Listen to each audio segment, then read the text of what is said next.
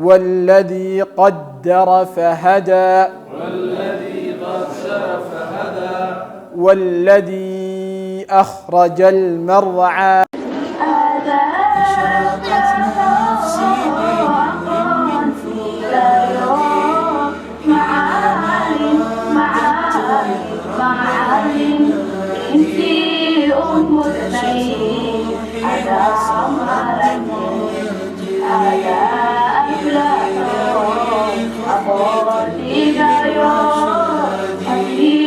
أشرقت نفسي بنور من فؤادي حينما رددت يا رب العباد وانتشت روحي وصار الدمع يجري يا إلهي خذ بقلبي للرشاد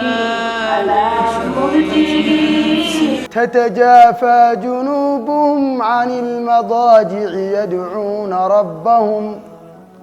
يدعون ربهم خوفا وطمعا ومما رزقناهم ينفقون فلا تعلم نفس ما أخفي لهم من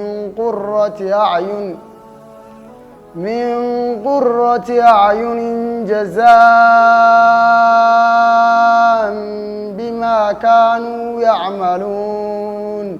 أعوذ بالله من الشيطان الرجيم. بسم الله الرحمن الرحيم. القارعة ما القارعة وما أدراك ما القارعة يوم يكون الناس كالفراش المبثوث.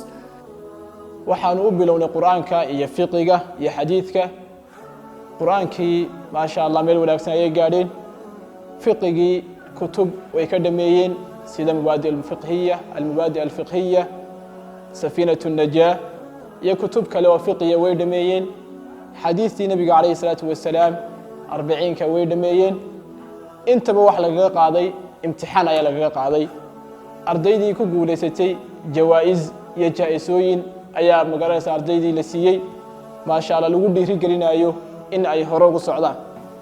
بسم الله الحمد لله والصلاة والسلام على أشرف الأنبياء والمرسلين سيدنا محمد ونبينا على آله وصحبه تسليما كثيرا.